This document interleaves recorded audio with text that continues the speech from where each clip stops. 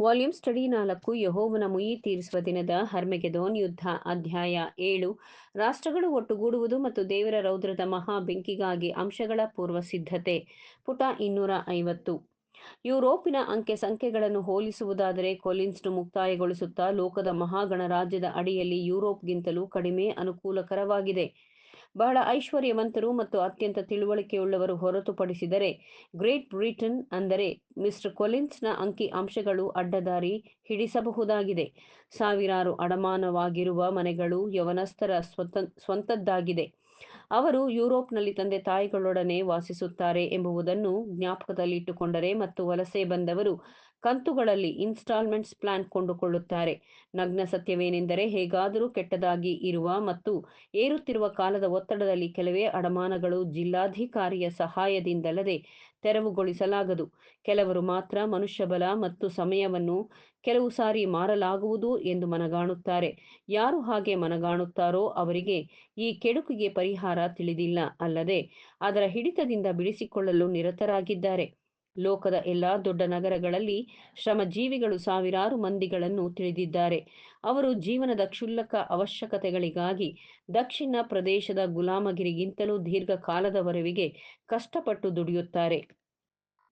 ಹೆಸರಿಗೆ ಅವರಿಗೆ ಸ್ವತಂತ್ರವಿದೆ, ನಿಜದಲ್ಲಿ ಅವರು ಗುಲಾಮರು, ಅವಶ್ಯಕತೆಯ ಗುಲಾಮರು, ಇಚ್ಛೆ ಪಡಲು ಸ್ವತಂತ್ರರು, ಸಾಧಿಸಲು ತಮಗಾಗಿಯೂ ಇತರರಿಗಾಗಿಯೂ ಸ್ವತಂತ್ರರಲ್ಲ.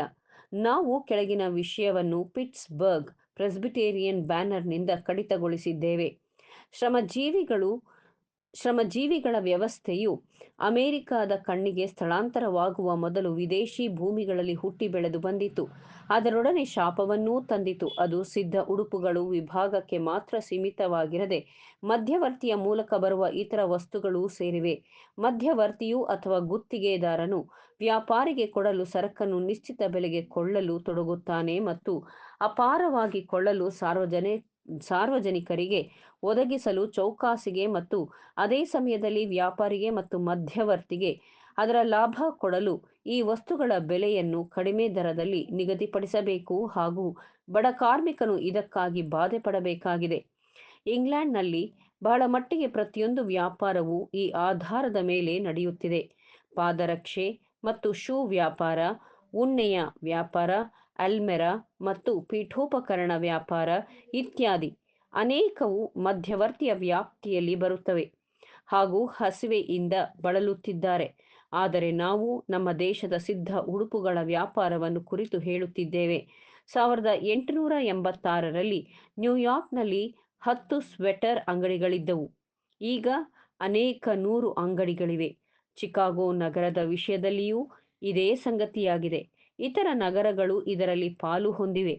ಈ ಅಂಗಡಿಗಳು ಬಹಳ ಮಟ್ಟಿಗೆ ಯಹೂದ್ಯರ ಕೈಯಲ್ಲಿದೆ ಮತ್ತು ಬಾಸ್ಟನ್ ಮತ್ತು ನ್ಯೂಯಾರ್ಕ್ ಪಶ್ಚಿಮದ ತಮ್ಮ ಸಹೋದರನ ಮೇಲೆ ಲಾಭ ಗಳಿಸುವ ಅವಕಾಶವನ್ನು ಬಳಸಿಕೊಳ್ಳುತ್ತಾರೆ. ಹೀಗಾಗಿ ವಿದೇಶಿಯರ ಮೇಲೂ ಅವಕಾಶವನ್ನು ಬಳಸಿಕೊಳ್ಳುತ್ತಾರೆ. ವಿದೇಶಿಯರು ಹೊಸದಾಗಿ ಆಗಮಿಸಿದವರಾಗಿರುತ್ತಾರೆ ಮತ್ತು ಭಾಷೆ ಅರಿಯದವರು, ಹೀಗಾಗಿ ಸುಲಭವಾಗಿ ಮೋಸ ಹೋಗುತ್ತಾರೆ. ಈ ಉದ್ಯೋಗಿಗಳನ್ನು ಗುಂಪು ಮಾಡಿ ಸಣ್ಣ ಗಾಳಿ ಬೆಳಕು ಇಲ್ಲದ ಕೋಣೆಗೆ ತುಂಬಿಸಿ ಕೆಲವು ಸಲ 8 ಕೆಲಸಗಾರರಿರಬಹುದಾದ ಒಂದು ಕೋಣೆಯಲ್ಲಿ 20 ರಿಂದ 30 ಮಂದಿಯನ್ನು ತುಂಬಿಸಿರುತ್ತಾರೆ. ಅಲ್ಲಿ ಅವರು ಅಡಿಗೆ ಮಾಡಬೇಕು, ತಿನ್ನಬೇಕು ಮತ್ತು ಜೀವಿಸಬೇಕು. ತಮ್ಮನ್ನು ಜೀವಂತವಾಗಿರಿಸಿಕೊಳ್ಳಲು 18 ರಿಂದ 20 ಗಂಟೆಗಳ ಕಾಲ ದುಡಿಯಬೇಕು.